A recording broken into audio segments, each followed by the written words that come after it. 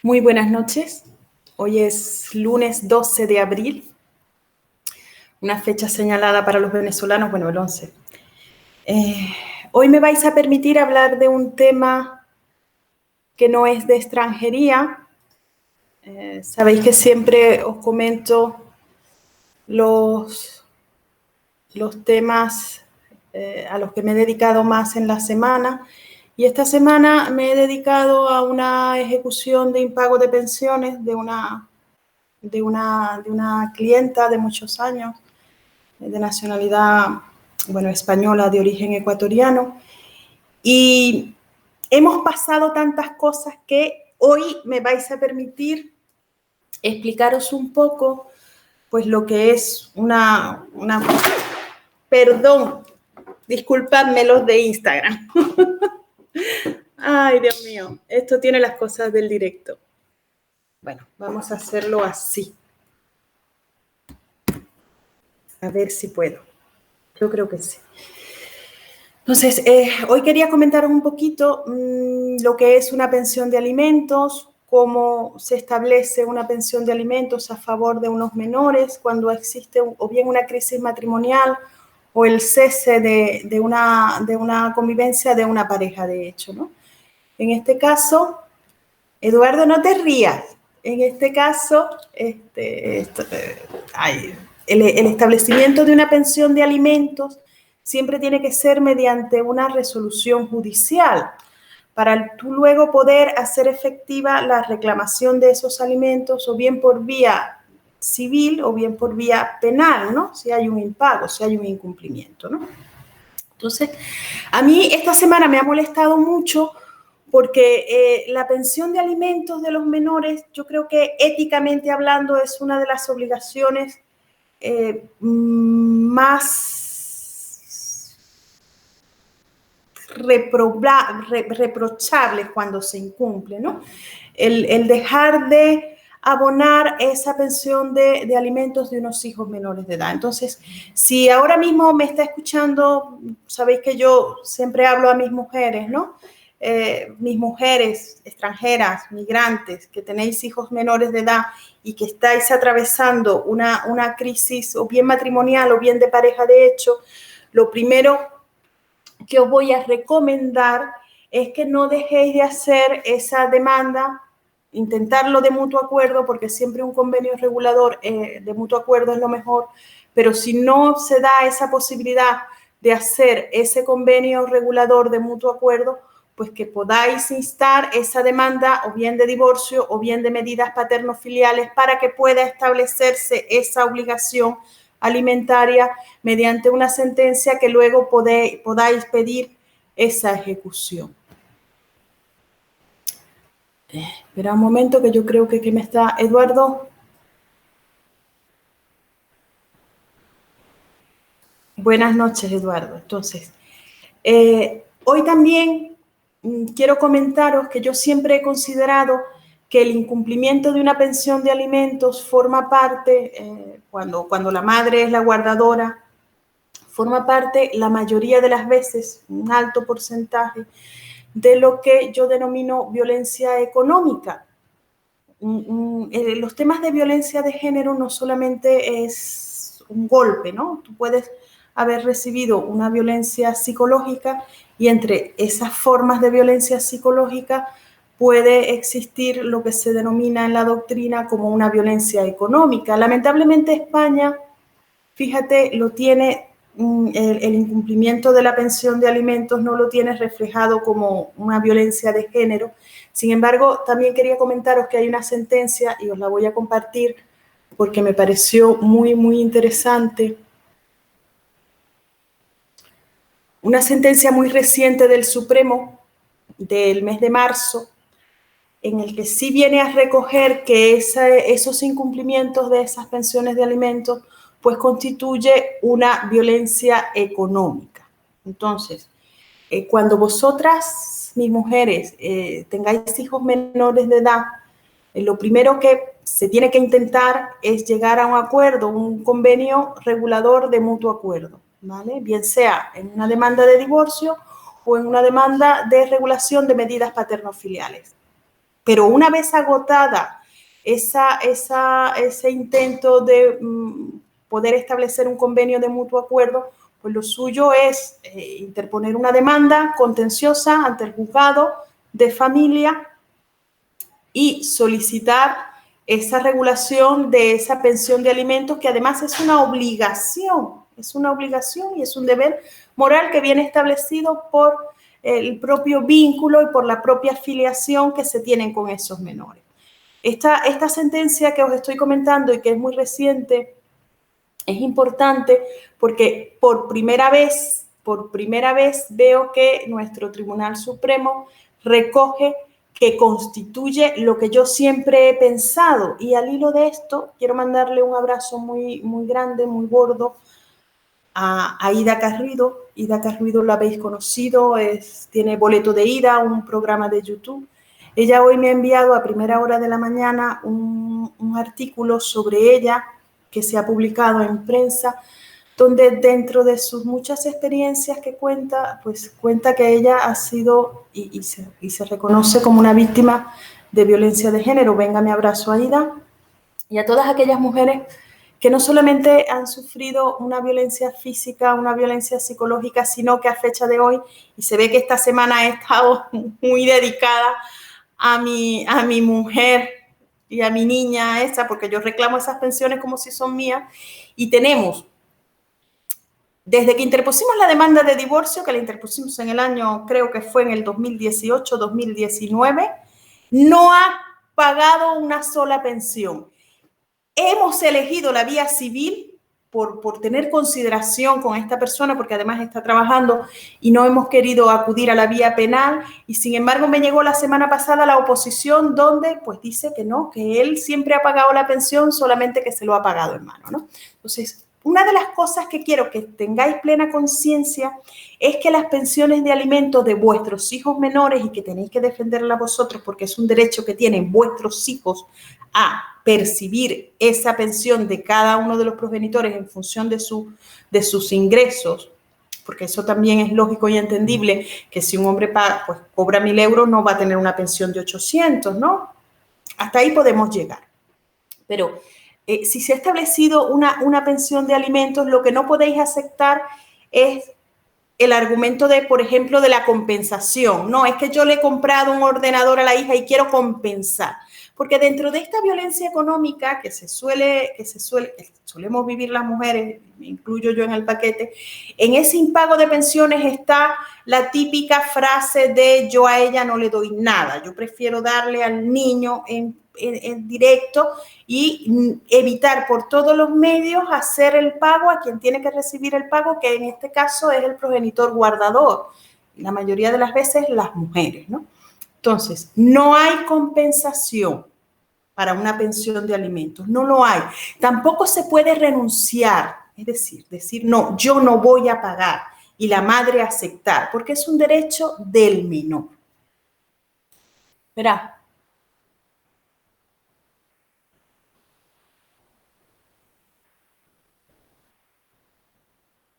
Teli me está haciendo una pregunta interesante sobre las restricciones de viaje. De si funcionan con vuelos comerciales o no. Mira, yo por lo general recomiendo acudir al consulado, porque son los consulados los que tienen, por ejemplo, con Perú, con Venezuela, que son los dos casos más acuciantes que se me han presentado a mí de urgencia de viaje de un nacional peruano o de una nacional peruana, era una mujer. Y en Venezuela, pues han viajado mediante los vuelos que establecen los propios consulados.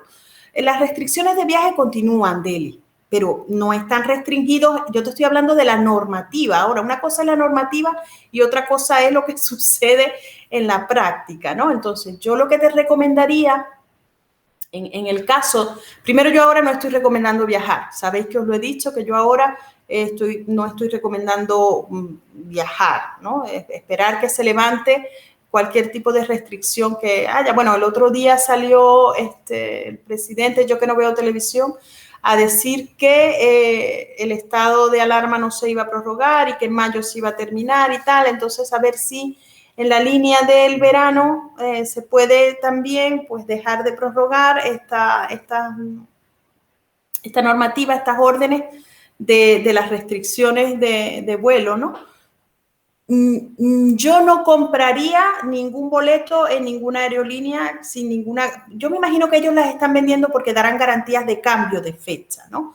Pero cada consulado tiene sus listados, ¿no? Por ejemplo, en este caso que te estoy comentando de esta chica peruana, se le enfermó su padre del COVID y había una lista de espera en esos vuelos cuyo control tiene el propio consulado peruano, inmensa, ¿no? A la final logró viajar. Entonces, lo que te recomiendo es que no sé qué nacionalidad tienes, Deli, que contactes con el consulado a ver si el consulado de tu nacionalidad tiene esa programación de vuelos ahora a los países de origen con el COVID, y entonces es a través de ellos que hay mayor seguridad para poder concretar esos vuelos. Si tenéis preguntas, me las podéis ir haciendo, porque yo estoy aquí hablando sobre la pensión de alimentos y si tenéis preguntas, me las podéis ir haciendo que yo las voy contestando, ¿vale? Entonces, os decía que una vez que se demande hay dos vías, una vía de mutuo acuerdo o una vía contenciosa para poder establecerse esa pensión, pero las pensiones, aunque es un deber natural que no debería ser impuesto por ningún juzgado, sino que el padre debería ser un padre responsable y saber que su hijo come y se baña y se ducha y estudia con luz y va al colegio y se viste, lo normal, ¿no? Pues para poder ejecutar o hacer efectiva ese derecho de ese menor, pues tiene que estar establecido en una orden judicial, en una resolución judicial, en una sentencia. Entonces, esa sentencia puede ser el producto de una homologación, de una ratificación de un convenio de mutuo acuerdo, es decir, que tengamos la madurez los padres de decir, este va a ser el régimen de visitas, la pensión de alimentos y todo lo que tenga que ver con ese menor, con esa relación paterno-filial, o en su defecto, como fue el caso de mi clienta de esta semana que me ha tenido por la calle de la amargura, que sea el resultado de una demanda contenciosa. ¿Que lleva más tiempo? Sí, pero cuanto antes se comienza, antes se termina. Entonces, una vez que se establezca esa pensión por vía judicial, las pensiones se pueden reclamar desde el momento de la interposición de la demanda. Tú no puedes reclamar lo que no esté en una resolución judicial. Entonces, tenemos que tener esa sentencia y una vez que tenemos esa sentencia donde se establece esa pensión, tú puedes hacer retroactivo la ejecución de esas pensiones de alimentos desde el momento que se ha interpuesto esa demanda. No antes, ya todo lo que él no haya dado o ella, vamos a ser justas, no haya dado, no vais a poder reclamar, ¿vale? En caso de incumplimiento, hay dos vías, que era lo que os comentaba desde el principio. Podéis reclamar ese impago de pensiones por una ejecución, mire usted, al mismo juez de familia. Esto te lo voy a contestar, Deli, ¿vale? Al mismo juez de familia que ha sentenciado esa demanda paterno-filial o esa demanda de divorcio y ha establecido esa pensión de alimentos a favor de estos menores, vosotros le decís, mire usted que esta sentencia de fecha tal, desde tal día o desde tal mes, esta persona hace caso omiso y ha incumplido. Entonces se dicta un decreto de ejecución. El mismo juzgado tiene la potestad de ubicar los bienes de ese progenitor, de ese obligado alimentario, y embargar su salario y tal. Se le da traslado a él y ellos tienen la oportunidad de oponerse, que es lo que me ha sucedido a mí esta semana, en este caso, y en su caso, bueno, ha puesto que él le compra las cosas a la niña, que él le da, lo típico que se dice, ¿no? No, es que yo le doy el dinero en mano. Para eso se ha establecido un número de cuenta que se comunica al juzgado ese número de cuenta y es allí donde se tienen que realizar los depósitos. Cuando yo defiendo al hombre, que también me ha tocado, yo siempre le digo al progenitor, al obligado de esa pensión, tú no pagues nada que no sea fuera del número de cuenta señalado en el procedimiento para el abono de eso. Porque muchas mujeres también le dicen a veces, no, dámelo en mano y tal. Yo digo, no lo dejes en mano. E incluso me voy más allá y digo, y no hagas el depósito porque luego se te olvida, ¿no? El resguardo lo puedes haber perdido y luego ya, si tú no has colocado en ese ingreso pensión de alimentos y tal, porque ahora cobran en los bancos hasta por decir el motivo de ese ingreso, pues te has perdido. Entonces yo al hombre les recomiendo que haga ese pago de esa pensión de alimentos a través de transferencia bancaria, que pueda luego pedir sus justificantes de transferencia, que siempre lo va a tener allí, con el motivo, con todo, incluso hasta que las reprograme dentro de los primeros 5 días de cada mes. Se puede hasta que esta persona sea independiente, aunque ya tenga la mayoría de edad. Últimamente el Supremo ha dictado y muchas audiencias han dictado muchas sentencias sobre extinciones de pensión de alimentos cuando estamos en presencia de lo que en España se conoce como los NINI, ni estudio ni trabajo, ¿no? Entonces, hay varias sentencias que se han dictado últimamente muy, muy importantes, incluso una donde no había una relación paterno-filial y ya ese hijo era adulto y no tenía buena relación con el padre, no le aceptaba llamadas ni nada, y entonces se procedió a la extinción de él. Pero el hecho de que ese menor de edad adquiera la mayoría de edad no quiere decir que ese progenitor no siga obligado al pago de esa pensión hasta que ese hijo sea independiente, pero no estamos hablando de 40 años, por supuesto. Estamos hablando del típico caso del estudiante universitario, del típico caso del que está haciendo un máster. Entonces, la casuística, sabéis que os digo que es inmensa. Yo el otro día tuve una modificación de medidas donde yo llevaba al padre, no llevaba a la madre, y justo pedíamos una modificación de medidas en cuanto a la extinción de la pensión de alimentos de uno de los hijos porque estaba trabajando y había terminado los estudios. Entonces se modificó y ya pues solo se le daba la pensión a la hija menor que seguía. ¿Hasta cuánto puedes reclamar? Pues hasta los últimos 5 años de esos impagos, pero tienes que tenerlo en una sentencia reconocida. Por eso la importancia que os digo hoy a mis mujeres, porque muchas de nosotras, sobre todo las latinas, tenemos ese orgullo de decir, no, él si quiere darle, le da, y si no le da, aquí estoy yo. Y eso es una sobrecarga para la madre, eso es una sobrecarga para la madre guardadora, que en este caso, y así lo dice la sentencia, que os lo voy a comentar, que lo tengo aquí, justo una de las cosas que recoge es esa, ¿no? Que ello exige al progenitor que los tiene consigo, o sea, al progenitor custodio, llevar a cabo un exceso en su esfuerzo de cuidado y atención hacia los hijos, privándose de atender sus propias necesidades para poder cubrir obligaciones que no verifica el obligado a ello. El juzgado concluye o el Supremo concluye que podemos denominar estas conductas como violencia económica cuando se produce impago de pensiones alimenticias. Esto es una sentencia muy novedosa y que la incluí dentro de la impugnación a la oposición que ha hecho este progenitor que estoy segurísimo que impaga, no porque no tenga esa capacidad económica, sino porque considera que es una forma de control todavía a esa expareja que ya no es, ¿no? Ese tipo de frase, vuelvo y repito, típica, yo no le doy a ella, yo le doy directamente al niño, yo le compro la ropa, yo le compro la comida. No. Usted tiene ahí una obligación alimentaria y usted tiene que cumplir haciendo el depósito de lo establecido por esa sentencia. Y vosotras, todas las que os estéis en crisis y tengáis hijos menores, el deber que tenéis que hacer, porque recuerdo yo una compañera que estaba defendiendo yo a un hombre por este delito hace muchos años, y la compañera me dijo una frase que nunca se me olvidó. Me dijo, es el propio padre robándole al hijo lo que le corresponde. Entonces, si tú vas por la calle y ves a uno que está robando una cartera, pues tú sales corriendo, ¿no? Y dices, que lo estás robando, el policía y tal. Pues imagínate tú si esa persona a la que están robando es tu propio hijo, ¿no?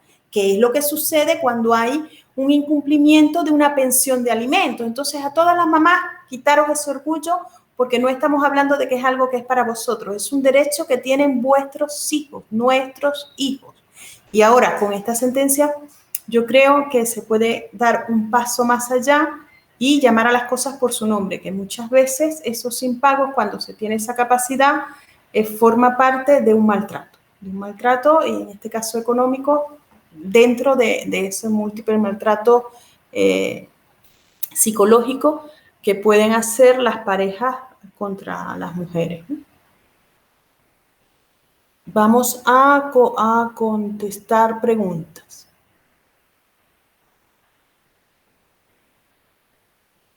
Rosa, ¿te puedo ayudar? Si yo no te puedo contestar en el directo, porque muchas veces el directo no da para una consulta particularizada, por mucho que yo intente extenderme con cada una de las consultas que me hagáis, pues lo que podéis hacer es, ahí está mi número de teléfono, y está mi número de teléfono, y me mandáis un mensaje y agendamos una cita particular, ¿vale? O si crees que me puedes concretar más la duda, pues tú me la haces y yo te la contesto, ¿vale? Marcos, buenas tardes, letrada. Vivo en Valencia y tengo que renovar mi residencia por ser padre de menor español, y con la nueva normativa me correspondería una residencia de 5 años. Mi pregunta es si debo sacar cita previa en extranjería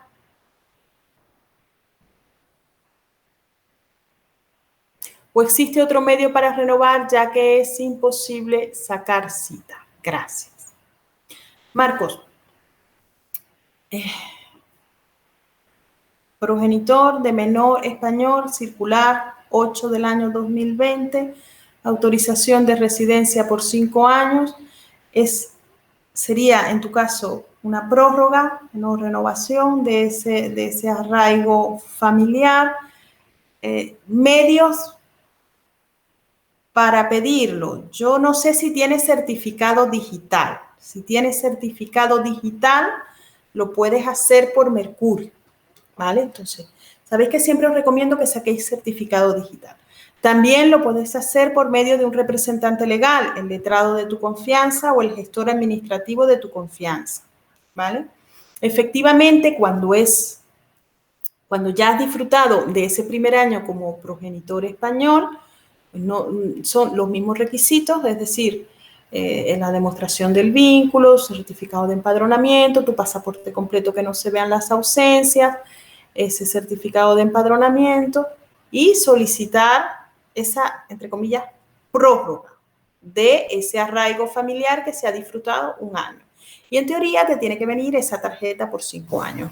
Cuando se hace esa segunda solicitud, ya si no se piden los antecedentes penales que se ha dado en la primera. Entonces, soluciones que tienes, pues si tú tienes certificado digital, presentarlo tú por Mercurio. X10, vas a rellenar el X10, no es una renovación.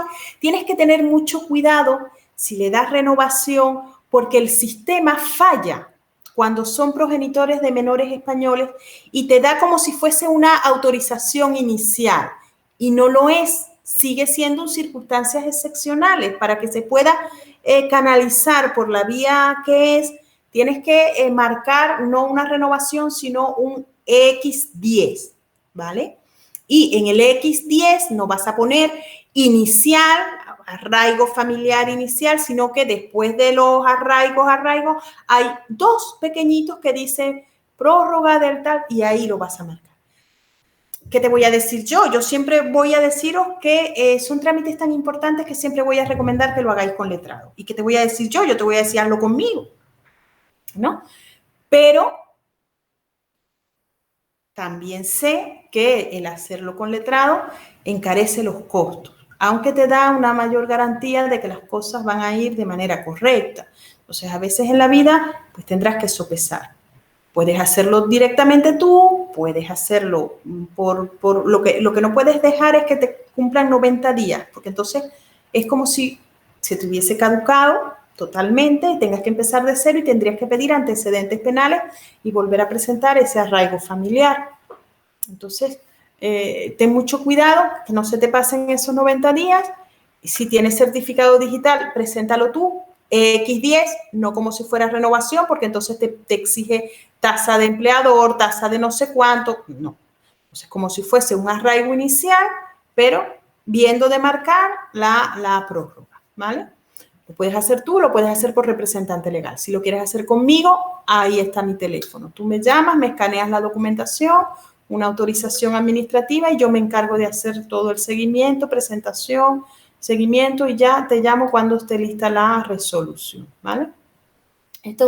Esta nueva circular yo la celebré muchísimo, lo sabéis, y además es el producto de varias sentencias del Tribunal de la Unión Europea de Derechos Humanos y está muy bien. Es una instrucción que está completa, que está correcta, que está muy bien motivada y que os da una tranquilidad y una estabilidad a los padres de menores españoles que es la que debe ser, ¿vale?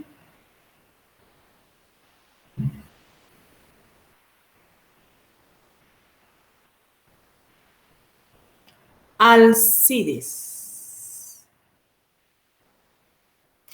Buenas noches, doctora. Tengo 6 meses cotizados a la Seguridad Social, pero quien me dio el contrato de trabajo con el que obtuve la primera tarjeta me despidió al mes, cuando comenzó esto del COVID. Y los otros son de directamente... Y los otros meses cotizados son de diferentes trabajos que he hecho. ¿Puedo obtener mi segunda tarjeta? Sí, sí. Yo siempre hice un directo sobre renovaciones.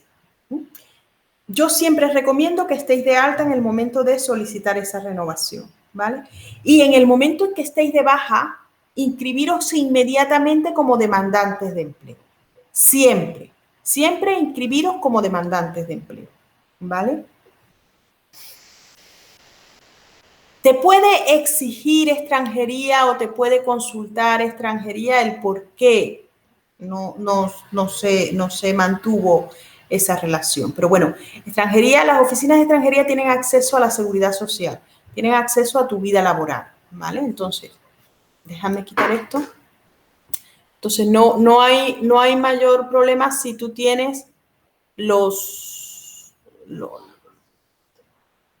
tienes los mínimos, ¿no? Cotizados y si además, yo siempre que no se tienen los mínimos, pues aporto un certificado de los periodos como demandante de empleo, un informe de vida laboral y ya estoy tan paranoica que también les digo que a todos los que puedan hacer el esfuerzo de integración, que en teoría ese certificado de esfuerzo de integración viene a suplir cualquier requisito a la hora de la renovación.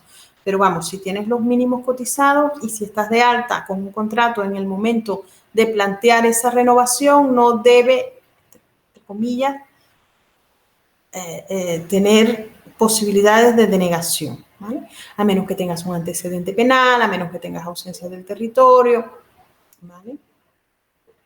Lo ideal, siempre os lo digo, lo ideal es que trabajéis todo el año con el mismo empleador, porque además no todas las oficinas de extranjería tienen los mismos criterios. Entonces hay unas oficinas de extranjería que son más estrictas y más duras. Ese fue uno de las tareas y de los objetivos que el nuevo director de migraciones dijo que se iba a colocar de meta, ¿no? La homogeneización de todos los criterios a lo largo y ancho de todo el territorio. Eso todavía no se ha logrado, Alcide. ¿Vale? Entonces, hay provincias donde ven que tú has tenido los 6 meses y que estás de alta y que estás cotizando y no hay problema, y hay otras provincias que incluso te requerirán ese motivo de esa finalización o de esa ruptura de esa relación laboral con tu empleador original, ¿no? Entonces hay de todo. Pero bueno, yo entiendo que no debería haber mayor problema.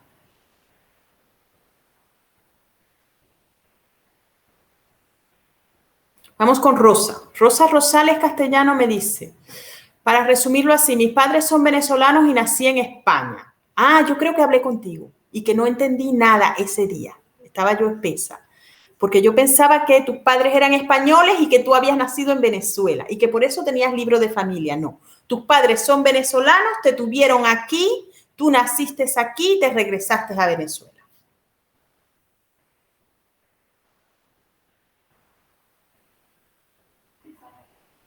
Bueno, Rosa, esto es una materia que quiero que tengáis claro. España no se lleva por el ius soli, es decir, el hecho de que un hijo, de un niño nazca en territorio español, eso no quiere decir que se pueda reclamar una nacionalidad española. No, no es así. Hay una figura que se llama nacionalidad con valor de simple presunción, que entiendo yo que en tu caso tampoco procedía, porque en esa época, si eres de mi quinta, antes de la última reforma de la Constitución venezolana, hija de padre o madre venezolana, venezolanito era, ¿no? Ahora eso ha cambiado y dice que sí, ambos progenitores son venezolanos, el niño es venezolano, y que sí, en el caso de que un solo progenitor sea venezolano, pues se atenderá a un trámite previo que es la manifestación de la voluntad de que ese hijo sea venezolano, ¿no? Entonces, yo parto de que independientemente de que tú hayas nacido en España, tampoco tenías esa opción de nacionalidad con valor de simple presunción, porque presumo, si ya eres adulta, que no es con la última reforma de la Constitución venezolana, de la República Bolivariana, sino que quizás naciste incluso cuando nosotros nos llamábamos Venezuela, sin la bolivariana. Entonces, ¿qué es lo que se te hubiese podido hacer y tus padres no hicieron? Una nacionalidad por residencia al año. Tampoco hay renuncia de la nacionalidad venezolana, jamás con España, porque como hay esos nexos históricos, hay convenios de doble nacionalidad. Entonces, cuando un iberoamericano adquiere la nacionalidad española, no tiene que renunciar a la nacionalidad. Entonces, ¿qué es la pena que me da? La pena que me da es que si tú naciste en España y cuando tú naciste serás residente legal, al año tus padres pudieron instar un expediente de nacionalidad por residencia previa autorización del Ministerio Fiscal del registro civil de tu domicilio. Eso entiendo no se hizo por muchas confusiones, por muchas historias, por muchas creencias. Entonces, ahora, ¿cómo podrías obtener tú la nacionalidad? Pues exactamente igual que en el momento cuando naciste, teniendo un año de residencia legal en territorio español. Y para eso tendrías que residir en España un año y luego al año de tu residencia en España, pues iniciar ese procedimiento de nacionalidad por residencia ante el Ministerio de Justicia. Déjame ver, a ver si me he vuelto a equivocar yo y no te he leído completa. Puedes solicitar la nacionalidad, pero para solicitarla tendrías que residir un año en España. Entonces tienes ese plazo reducido del año porque has nacido en territorio español, pero no hay una nacionalidad como en Venezuela, del ius soli, ¿no? Venezolano es venezolano quien nazca en territorio español, en territorio venezolano, o los americanos, es estadounidense el que nazca en territorio estadounidense, solo por nacer allí. Es distinto, aquí se lleva por el ius sanguinis. El otro día no te entendí. Lo vine a entender después, mucho después. Que a veces os leo por encima y no veo y entonces me cuesta. ¿No? Pero bueno, creo que luego sí te lo corregí cuando me di cuenta de mi error, porque al principio pensé que tenías libro de familia, ¿no? Y tenías libro de familia y yo te decía, no, pero es que si tienes libro de familia es o porque has nacido en territorio español o porque tus padres son españoles. Y si tus padres son españoles, pues tú eras española y tal, ¿no? Entonces me confundí. Ahora sí lo entiendo. Tus padres son venezolanos y tú tienes libro español porque libro de familia porque has nacido en territorio español. Pero el tener libro de familia, el tener una literal de nacimiento, no quiere decir que tengas esa nacionalidad, ¿vale?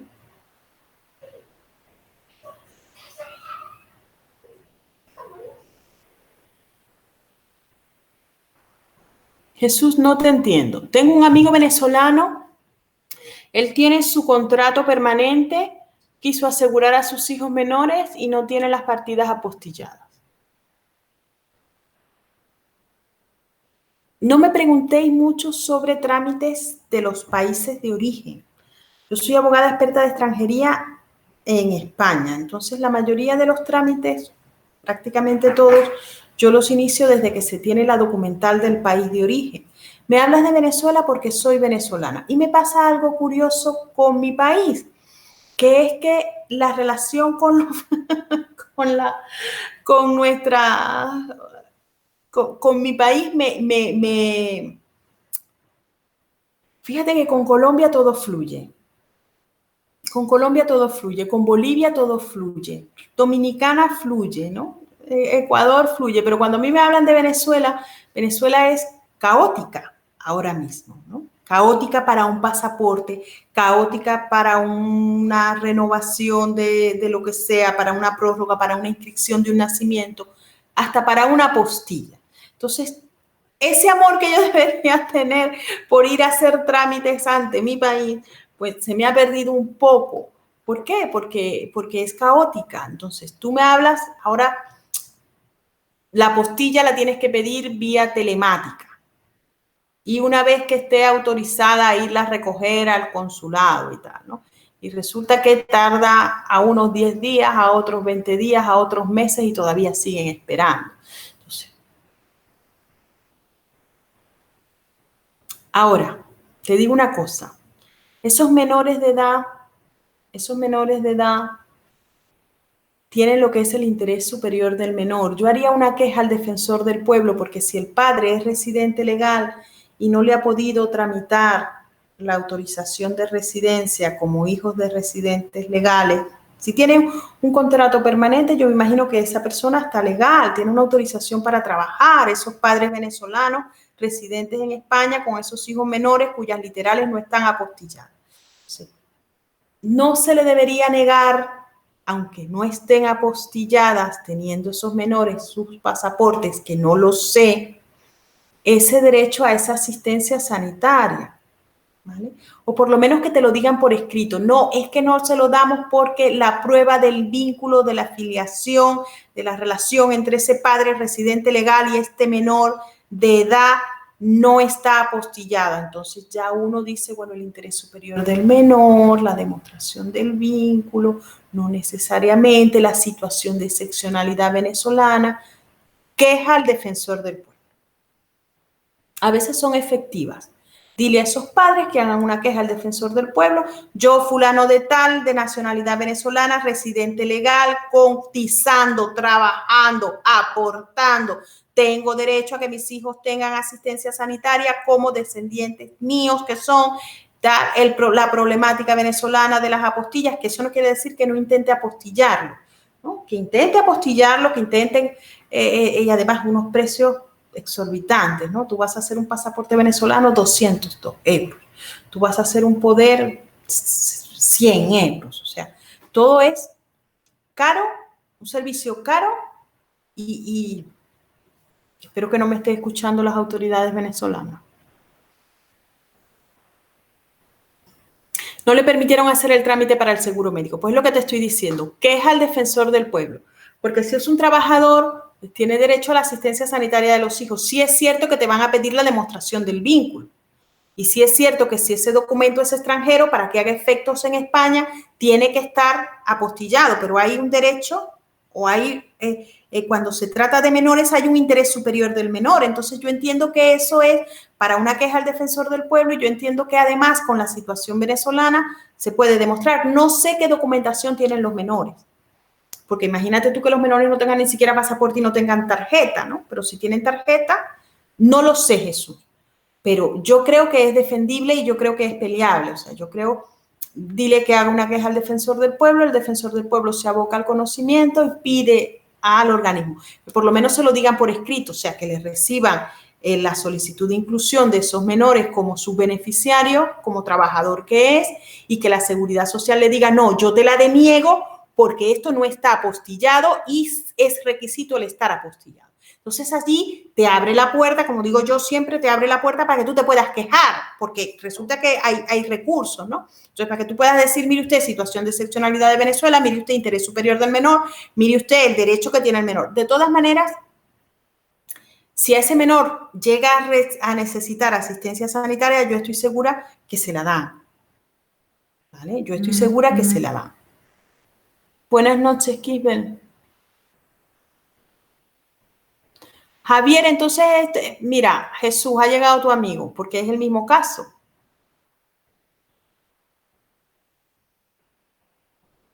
Pues que te lo digan por escrito, que te lo requieran. Tú presentas el expediente, que te lo requieran y luego interponemos el recurso. Más complicado es con la mujer, porque allí no hay interés superior del menor, ¿vale? Entonces, haz una queja al defensor del pueblo señalando todo esto bien ordenado, a ver si él puede hacer. Pero realmente, para que un documento surta efecto en el extranjero, tiene que estar legalizado. Entonces, intenta agotar, Javier, la vía con esa página web para la apostilla de Venezuela e intentar pues, apostillar las literales de nacimiento que puedas hacer el trámite. Que no se apostilla, bueno, pues demostrar que no procede o que la página está colapsada o lo que sea, de por qué no te termina de llegar esa apostilla. Porque ahora se pueden hacer de manera telemática, se recogen en el consulado.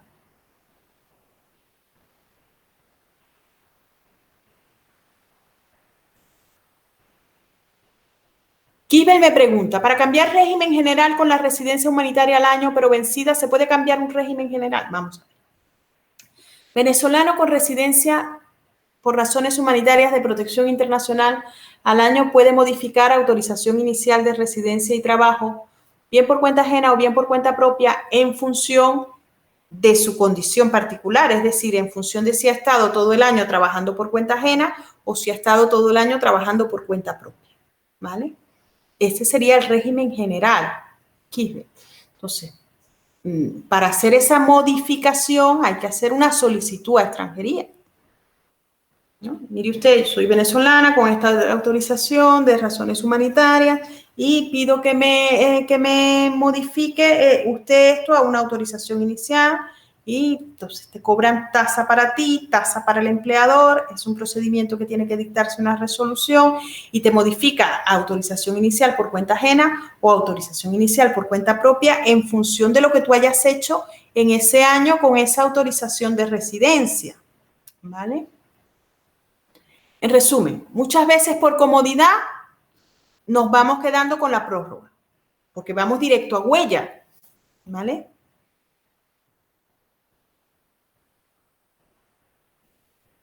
Gracias, Rosa. Feliz lunes.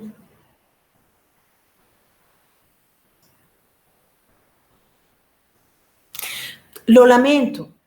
Lo lamento, mira, pero no solamente te pasa a ti, hay muchos padres que han adquirido su nacionalidad y tienen los hijos en su país de origen y pierden la opción, el derecho a nacionalidad por opción de esos menores. Entonces yo siempre que tramito una nacionalidad y se tienen menores, pues soy muy celosa de incluir esos menores en esa solicitud de nacionalidad, que los menores cuando los padres adquieran la nacionalidad se haga esa opción de nacionalidad. Si están en el país de origen se pueden hacer vía consular, enviando poderes para el consentimiento de esa opción de ambos progenitores. Entonces, lo que hay que hacer es cuidadoso.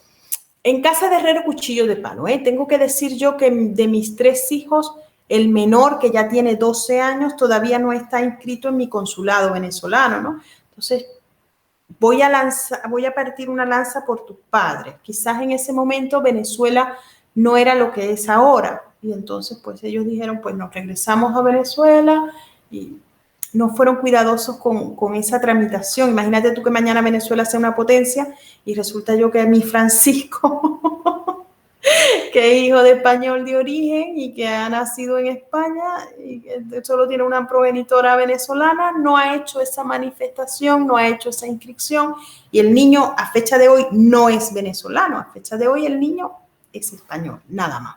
Entonces no es que yo quiera justificar a tus padres, pero también mucha gente retorna, ¿no? Sin tramitar esa nacionalidad. Yo siempre digo, bueno, si has venido, si has aguantado. Hoy, por ejemplo, atendí a una chica que tenía 5 años, ya tiene la permanente, la larga duración. Y le dije, pues mira, esto es para que ya tuvieses tu pasaporte y no tendrías que estar con esta situación de, tenía 2 hijas menores de edad, una le ha cumplido ya 18. ¿Qué hace? Pues a esa una nacionalidad por residencia igual, ya no puedes hacerle una nacionalidad por opción. Entonces, si lo hubiese hecho hace 3 años, las 2 niñas hubiesen sido menores de edad, 2 opciones de nacionalidad por estar bajo la patria potestad de un ciudadano español, y todos con el pasaporte, todos contentos. Entonces,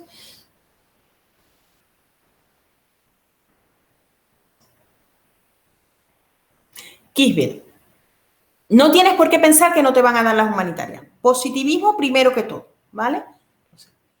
Si tú ves que no te dan la prórroga, pues tú pides esa modificación, ¿vale? Hay muchas revisiones de las humanitarias, ¿no? Entonces ahí dicen, hay gente que dice, no, yo solamente he visto un caso de no prórroga por antecedente policial, y os lo dije. Yo no he visto todavía un caso en que se haya hecho una revisión porque venga de un país, un tercer país seguro. Yo he visto denegación de razones humanitarias porque venga de un país, de un tercer país seguro. Eso lo he visto. Nadie me lo ha contado. Que yo cuando me pongo aquí os digo algo es porque yo lo he visto. Hasta que yo no lo veo, yo no lo comento. ¿Vale? Eso para empezar. Ahora, yo sí he visto denegaciones de iniciales, pero no he visto denegaciones de prórrogas automáticas, solamente he visto por antecedentes policiales. Es el único caso que he visto. Entonces, con esto que te quiero decir, que no tienes por qué pensar que esa prórroga automática no se te va a dar, ¿vale? ¿Que no se te da? Pues solicitud de modificación al canto.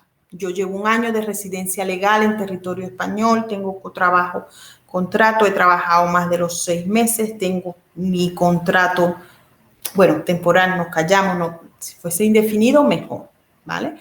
Y entonces eso significa que se van a emitir tasas para ti, tasas para ese empleador de una residencia inicial, y tienes que esperar esa resolución de esa solicitud de modificación para poder hacer lo que es la toma de huellas y tramitar el TIE, ¿vale?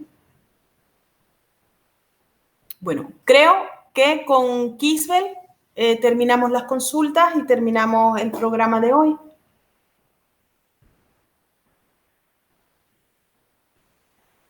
Bueno, Kisbel, no pasa nada, ¿ves? Ya te han dado la primera prórroga, el año que viene tendrías ya la segunda, y entre la toma de huella de la segunda prórroga, pues ya solicitas la nacionalidad. Lo que podrías ir haciendo es ir preparando el examen del Instituto Cervantes, ¿vale? Mujeres. Yoleni, en Granada no se pide cita, se va directamente a la comisaría de la calle La Palmita. Me tienes a mí a la orden también si quieres asistencia letrada para esa manifestación de protección internacional, ¿vale? Tú vas allí a la garita con tu pasaporte, copia del pasaporte, tus 2 fotos, un papelito anotado tu filiación materna, tu filiación paterna, tu domicilio, tu número de teléfono, y con eso vas allí y dices, mire usted, yo vengo a manifestar mi voluntad de solicitar protección internacional, ¿vale? Y te atienden. Granada es pequeñita, es una ciudad que funciona bien, es pequeña y no hay ese colapso. Hay ese colapso con las citas de huella, hay ese colapso, pero para la comisaría pues se va y se hace el trámite. De nada. Por favor, todas aquellas que tengáis hijos menores, con lo que comencé voy a cerrar. Recordar que es un derecho de vuestros hijos menores ese percibir esa pensión de alimentos de ese otro progenitor no custodio, que es un derecho de ver, ¿vale? Que demandéis si no hay un mutuo acuerdo, si no hay un convenio regulador, que demandéis esas medidas, tanto si lo tenéis que hacer por relación paterno-filial, si no sois cónyuges, como por divorcio, si sois cónyuges, que se establezca esa pensión. Y si hay un incumplimiento de esa pensión, recordad que tenéis dos vías.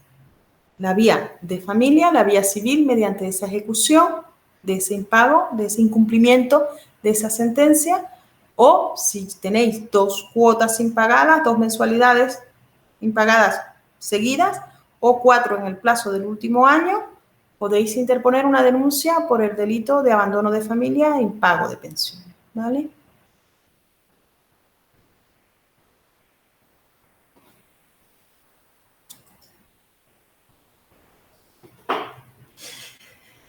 Ay, Ilsa, mira, tú nunca me verás a mí decir que porque tú hagas la nacionalidad conmigo sale más rápido porque nosotros tenemos convenio, porque nosotros tenemos no sé cuánto el convenio. Hay varios convenios.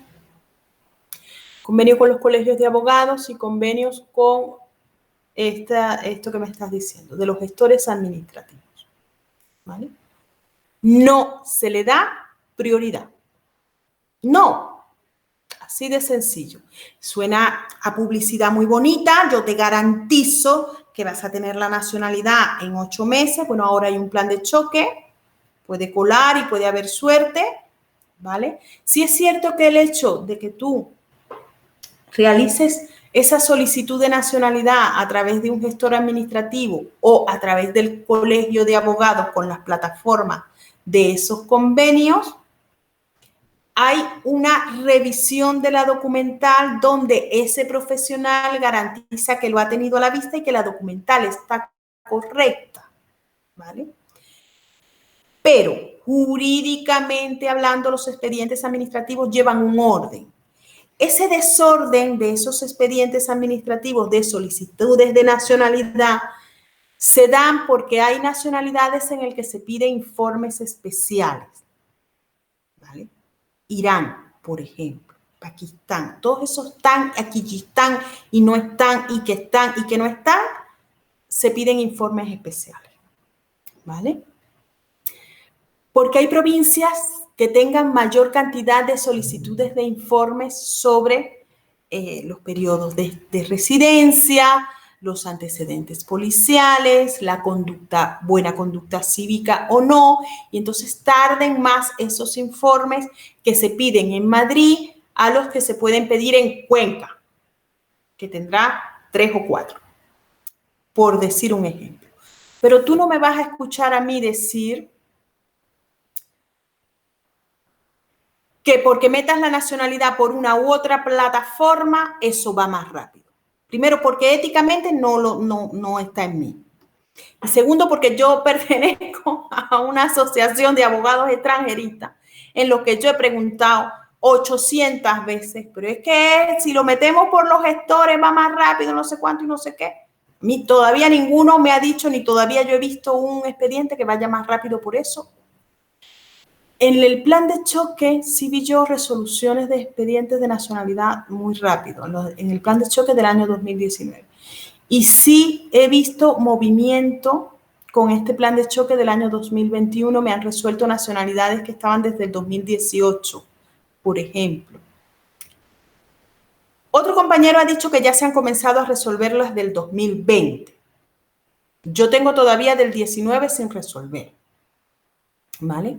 Entonces, cuando hay un plan de choque, hay unos funcionarios que se le asignan un expediente, esto lo dijo doña María del Mar en un curso, y hay otro funcionario, prácticamente dijo que, bueno, que también dependía de la suerte del funcionario donde toque tu expediente.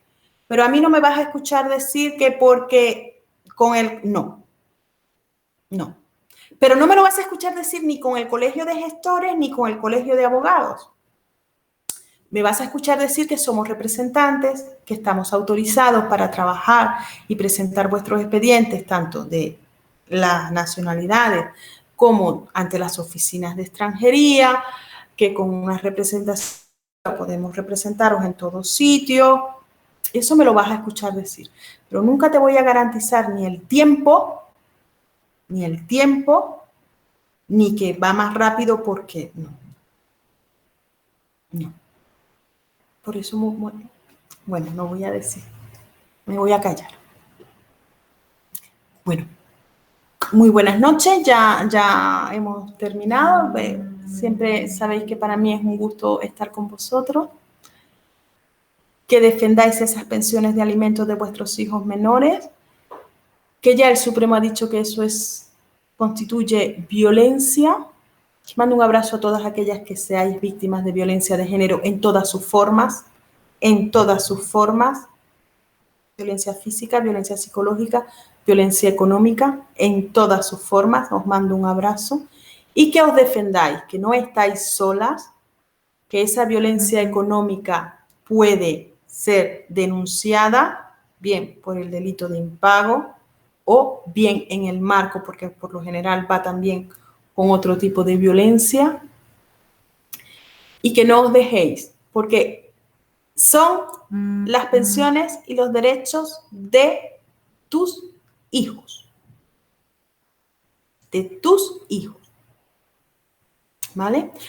Que un beso y que nos vemos el lunes siguiente, ¿de acuerdo?